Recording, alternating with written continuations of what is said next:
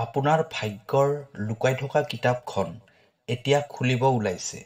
এইটো কোনো সাধাৰণ ঘটনা নহয়। ব্ৰহ্মাণ্ডই নিজেই সংকেত পঠাইছে যে এতিয়া সময় আহি গৈছে। আপোনাৰ জীৱনৰ সকলোতকৈ গভীৰ ৰহস্য ওলাই পৰিব।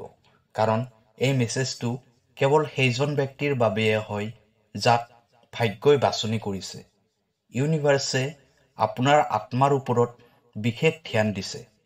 বহুত সময়ৰ পৰা কিছুমান শক্তিয়ে আপোনাক লক্ষ্য কৰি আছিল, আপোনাৰ মাৰ্গদৰ্শন কৰাই আছিল, আপোনাক সেই ৰাস্তাৰে আগুৱাই লৈ গৈ আছিল যাৰ কথা আপুনি অনুভৱেই কৰা নাছিল। কিন্তু এতিয়া পৰ্দাখন আঁতৰি যাবলৈ ওলাইছে। আপোনাৰ জীৱনৰ সেইখন কিতাপ, যিখন কিতাপ এতিয়ালৈ বন্ধ হৈ আছিল, এতিয়া লাহে লাহে খুলিব আৰম্ভ কৰিছে। আৰু সেই কিতাপখনত কিছুমান এনেকুৱা কথা লিখা আছে যিবোৰ কথা শুনি আপোনাৰ হৃদস্পন্দন বাঢ়ি যাব। প্ৰিয় দৰ্শক, আছামিজ এষ্ট্ৰলজীলৈ আপোনাক স্বাগতম জনাইছোঁ। মই এষ্ট্ৰলজাৰ ধীৰাজ শৰ্মা। ভিডিঅ'টো শ্বেয়াৰ কৰি দিব আৰু কমেণ্টত লিখিব থেংক ইউ ইউনিভাৰ্ছ, জয় বজৰংবলী। প্ৰিয় দৰ্শক, যদি আপোনাৰ ব্যক্তিগতভাৱে কিবা সমস্যা হৈ আছে তেনেহ'লে ভিডিঅ'ৰ স্ক্ৰীণত দিয়া নাম্বাৰত আমাৰ সৈতে যোগাযোগ কৰিব। আমি আপোনাৰ সমস্যাসমূহ সমাধান কৰিবলৈ চেষ্টা কৰিম। এতিয়াও ভিডিঅ'ৰ পৰৱৰ্তী অংশলৈ যাওঁ। আপোনাৰ ভাগ্যৰ কিতাপখনত লিখা আছে যে আপুনি এটা বিশেষ উদ্দেশ্যৰ বাবে এই পৃথিৱীলৈ আহিছে। আপুনি কোনো সাধাৰণ ব্যক্তি নহয়। আপোনাৰ আত্মাই কেইবাটাও জন্মৰ পৰাই এই সময়খিনিৰ বাবে অপেক্ষা কৰি আছিল। আপোনাৰ যাত্ৰা সহজ নাছিল, কিন্তু প্ৰতিটো কঠিন পৰিস্থিতিয়ে আপোনাক আপোনাৰ প্ৰকৃত শক্তিৰ ফালে আগুৱাই লৈ গৈ আছে। ইউনিভাৰ্ছে কৈ আছে যে এতিয়া আপোনাৰ সেই শক্তি জাগ্ৰত হ'বলৈ ওলাইছে। কিতাপৰ পৃষ্ঠাবোৰত লিখা আছে যে আপুনি অন্ধকাৰৰ পৰা বাহিৰলৈ ওলাই আহি পোহৰৰ ফালে আগুৱাই গৈ আছে। আগন্তুক সময়বোৰত আপোনাৰ জীৱনত এনেকুৱা কিছুমান চমৎকাৰ হ'ব যাৰ বিষয়ে আপুনি কেতিয়াও কল্পনাই কৰা নাছিল। সেই সুযোগ যিটো আপুনি বিচাৰিছিল, যিখন দৰ্জা এতিয়ালৈ বন্ধ হৈ আছিল, এতিয়া সেই দৰ্জাখন খুলিব ওলাইছে। কিন্তু ইয়াৰ বাবে আপুনি ব্ৰহ্মাণ্ড আৰু নিজৰ ওপৰত সম্পূৰ্ণ বিশ্বাস ৰাখিব লাগিব। আপোনাৰ বাবে লিখা ভৱিষ্যতবাণীয়ে কৈছে যে এটা ডাঙৰ পৰিৱৰ্তনে আপোনাৰ বাবে অপেক্ষা কৰি আছে। কিছুমান এনেকুৱা ঘটনা হ'বলৈ গৈ আছে যিয়ে আপোনাৰ সম্পূৰ্ণ জীৱনটোক এটা নতুন অৰ্থ দিব। ইয়াৰ বাবে আপুনি কিছুমান মহত্বপূৰ্ণ সংকেত পাব পাৰে, কিছুমান বিশেষ সংখ্যা বাৰে বাৰে দেখিব পাৰে, নাইবা কোনোবা অচিনাকি ব্যক্তিয়ে আপোনাৰ জীৱনলৈ আহি এটা মহত্বপূৰ্ণ খবৰ দিব পাৰে। ইয়াৰ এইটো সংকেত হয় যে আপোনাৰ ভাগ্যৰ এটা নতুন অধ্যায় আৰম্ভ হৈছে। ইউনিভাৰ্ছে কৈ আছে যে এতিয়ালৈ আপোনাৰ ৰাস্তাত যিবোৰ বাধা হৈ আছিল সেইবোৰ এতিয়া দূৰ হ'বলৈ গৈ আছে। আপোনাৰ ভিতৰত থকা শক্তি পৰিৱৰ্তন হ'বলৈ ধৰিছে। সেই সকলোবোৰ পৰিশ্ৰম, সেই সকলোবোৰ সংঘৰ্ষ এতিয়া আপোনাক ফল দিয়া আৰম্ভ কৰিব।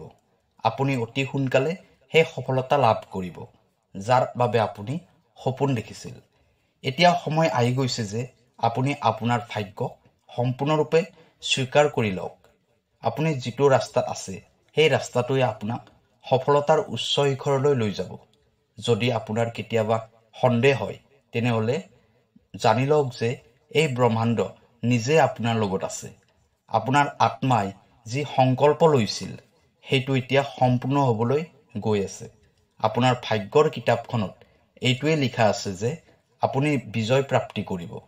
আপুনি আপোনাৰ জীৱনৰ প্ৰকৃত উদ্দেশ্যটো বুজি পাব আৰু আপুনি সেই সকলোবোৰ পাব যিটো আপোনাৰ বাবে আগতেই নিৰ্ধাৰিত কৰা আছিল। যেতিয়া আপুনি এই ৰহস্যময় কিতাপখনৰ পৃষ্ঠাবোৰ লুটিয়াই চায় তেতিয়া আপোনাৰ মনত এইটো অনুভৱ হয় যে এইবোৰ কেৱল শব্দ নহয়, এইবোৰ আপোনাৰ অস্তিত্বৰ আইনা হয়। এই কিতাপখনত আপোনাৰ জীৱনৰ সেই সকলোবোৰ কথা উল্লেখ আছে য'ত আপোনাৰ আত্মাই এটা বিশেষ মাৰ্গ বাছনি কৰিছিল। ইয়াত সেই ক্ষণটোত উল্লেখ কৰা আছে যেতিয়া আপুনি অজানিতে কিবা এটা নিৰ্ণয় লৈছিল আৰু কিন্তু সেই নিৰ্ণয়টোৱে আপোনাৰ ভৱিষ্যতক এটা আকাৰ দিয়া বুলি প্ৰমাণিত হ'ল। আৰু কোৱা হৈছে যে কেনেকৈ আপোনাৰ সংঘৰ্ষ, আপোনাৰ দুখ কষ্ট আৰু আপোনাৰ আশাবোৰ ব্ৰহ্মাণ্ডৰ শক্তিৰ সৈতে সংযোগ হৈ আছে। আপুনি এইটো জানিব পাৰি আচৰিত হৈ যাব যে আপোনাৰ ভাগ্যৰ কিতাপখনত এইটো লিখা আছে যে অতি সোনকালে আপুনি এনেকুৱা এটা সুযোগ লাভ কৰিব যাৰ বিষয়ে আপুনি কেতিয়াও কল্পনাই কৰা নাছিল। এনেকুৱা সময় য'ত আপোনাৰ পৰিশ্ৰমৰ ফল পাব। কিন্তু এই কিতাপখনে আপোনাক এইটোও সাৱধান কৰি দিছে যে এই সুযোগ কেৱল সেইসকল ব্যক্তিৰ বাবে হয় যিয়ে নিজৰ ভাগ্যৰ ওপৰত ভৰসা ৰাখে, যে নিজৰ মনৰ শব্দবোৰ শুনিব পাৰে। ইয়াত লিখা আছে যে আপোনাৰ জীৱনত কিছুমান এনেকুৱা মানুহ আছে যিয়ে আপোনাৰ জীৱনৰ পোহৰবোৰ কম কৰি দিব বিচাৰে, কিন্তু ব্ৰহ্মাণ্ডই প্ৰথমতে আপোনাক এইবোৰৰ পৰা বাচি থকাৰ মাৰ্গ দেখুৱাই দিছে। এই কিতাপখনে কৈ আছে যে আপুনি যিকোনো নিগেটিভিটিৰ দ্বাৰা প্ৰভাৱিত নহয়, কাৰণ আপোনাৰ চাৰিওফালে দিব্য কৱচ পিন্ধাই দিয়া হৈছে।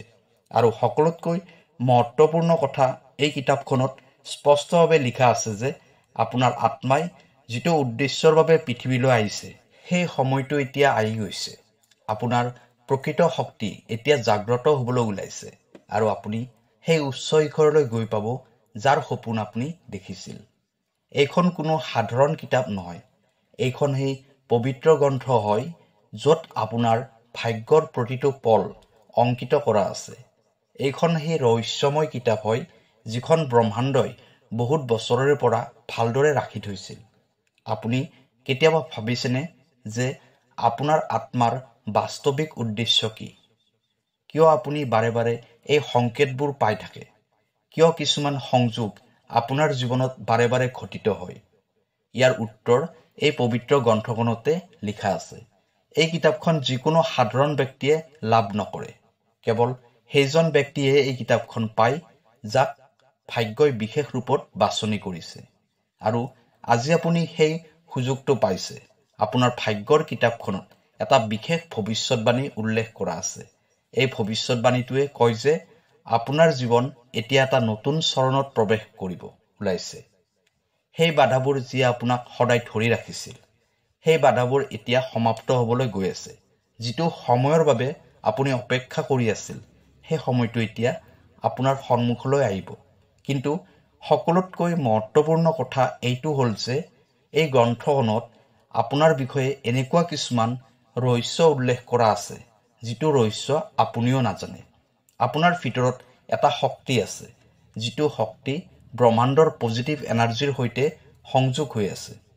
যেতিয়া আপুনি এই শক্তিটো চিনি পাব, তেতিয়া আপোনাৰ জীৱন সম্পূৰ্ণৰূপে পৰিৱৰ্তন হৈ যাব।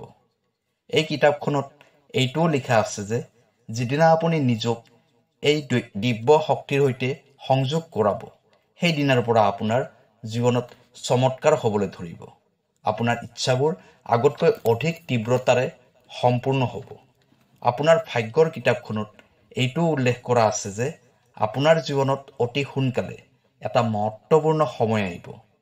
এই সময়টোৱে আপোনাৰ সমস্ত ধাৰণাবোৰক পৰিৱৰ্তন কৰি দিব আৰু আপোনাক সেই ৰাস্তা দেখুৱাই দিব যিটো ৰাস্তা আপোনাৰ বাবে প্ৰস্তুত কৰা হৈছে। এই গ্ৰন্থখনত স্পষ্ট ৰূপত লিখা আছে যে যিয়ে ৰহস্যবোৰ জানিবলৈ প্ৰস্তুত হ'ব, তেওঁৰ বাবে ব্ৰহ্মাণ্ডৰ দুৱাৰ নিজে নিজেই খোলা যাব। এতিয়া সময় আহি গৈছে আপুনি এই ভাগ্যৰ কিতাপখন পূৰ্ণৰূপত নিজৰ কৰি লওক। তাত যিবোৰ লিখা আছে সেইবোৰ বুজিবলৈ চেষ্টা কৰক, কাৰণ এইটো আপোনাৰ অস্তিত্বৰ সকলোতকৈ মহত্বপূৰ্ণ সত্য হয়।